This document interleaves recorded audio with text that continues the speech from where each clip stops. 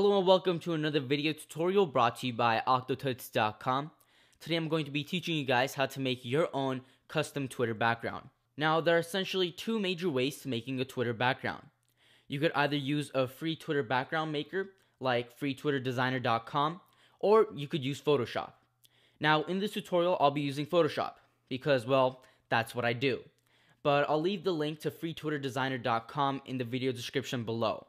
Pretty much you just sign in with Twitter and it'll give you the tools to making a very simple Twitter background. But if you want to take the next step in customization, then head into Photoshop and follow the rest of this tutorial. So now that that's out of the way, let's go ahead and dive into Photoshop so we can get started on making our custom Twitter background. But first, to make a custom Twitter background, you need a Twitter template. And I already went ahead and made that template for you guys so you could download it using the link in the video description below. And when you open it up, it should look something like this. Or actually, it should look exactly like this. It's just a blank Twitter page. But when you're done with this tutorial, it should look exactly like this. As you can see, it's just a simple sunburst effect in the background with some color added to it and some text on top of it. That's pretty much it. So obviously, this tutorial isn't aimed towards the design aspect. I don't want to sit here for 10 minutes and teach you guys how to make a certain design because there's no point to that. Because once everyone sees the tutorial, then a bunch of people will have the same design and there won't be any point to having a custom background anymore.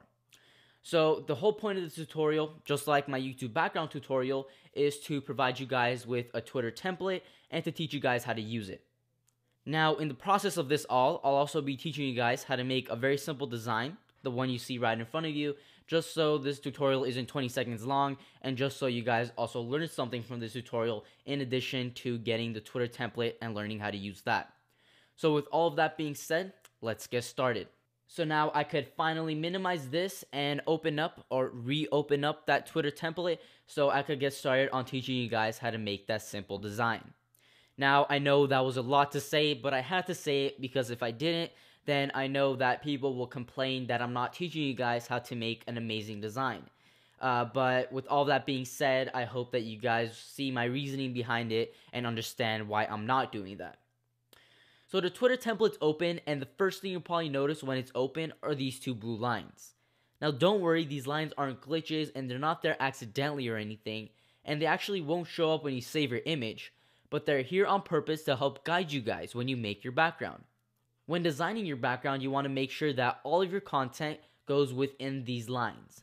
This is a 200 pixel by 600 pixel area, and everything needs to go there if you want it to show up on Twitter. If your content or design on your background exceeds past these lines, it might be blocked or might be not visible by Twitter. This block right here might block your design from being seen. Now, on higher resolution screens, they have higher areas. For example, on my screen, I have this extra space right here. This is within the 200 pixel by 600 pixel area, but I have this extra right here. So let's say if I did design past those limit lines, I would be able to see it because I'm on a 21.5 inch iMac with a very high resolution. So I have this extra space right here. But on smaller screens with smaller resolutions, this will be scooted up all the way over here. So this little area is all that will be visible. So any design that's out here won't be visible. And if it's too long, then it'll exceed past down here. And when you scroll on Twitter, your design doesn't scroll. It just stays right there. So it will probably be blocked out like that. So that's what those limit lines are there for. They're there to make sure that most people will be able to see your design.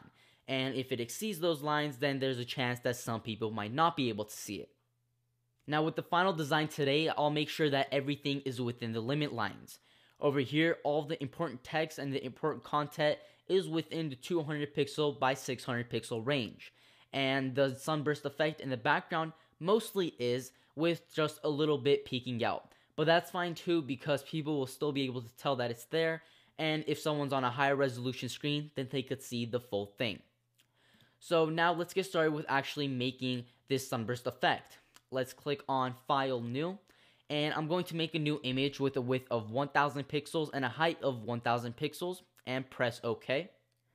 Now what I want to do is make sure my foreground color and background color are set to black and white and select the gradient tool.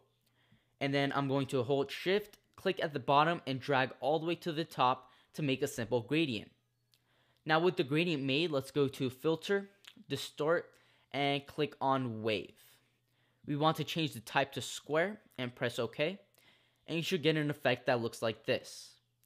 And then we want to go to Filter, hover over Distort again, and click on Polar Coordinates. The default settings should do. Just press OK. And just like that, we have a very cool effect. I like to call this a sunburst effect. So now let's just click on the pointer tool and click and drag this to our Twitter template. We'll place this in the corner, and what we'll do is we'll change the blend mode to screen, so that'll get rid of all the black and we'll just leave the sunburst effect. And we'll bring this below the Twitter block over here. And now this seems like a pretty cool design too, but let's take it to the next step and let's make the background black. Let's give that a color overlay of black. And then what I'm going to do is add some color to this. So to do that, let's make a new layer. So Command-Shift-N to make a new layer. Press OK. And what we're going to do is select the brush tool and just fill in over the sunburst effect.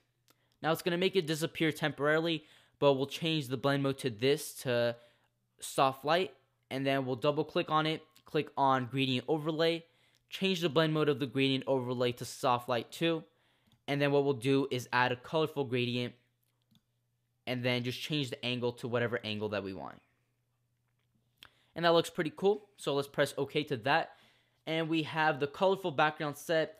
Now all we need is to choose the text tool and just type in whatever we want. So I'm going to type in @octotuts and put this up here. And then just press enter and continue typing the rest of the octotuts in a smaller font. So octogeek.com, octotuts.com, octogfx.com, and etc, etc. So that's it for this video tutorial. As you can see, it's very simple to make your own Twitter background, and I hope you guys enjoyed this and I hope you guys learned from it. Now go ahead, download that Twitter template and see what you could come up with it. And while you're at it, follow us on Twitter at octotuts. The link will be in the video description below. That's it for this video tutorial. Until next time, I will see you guys later.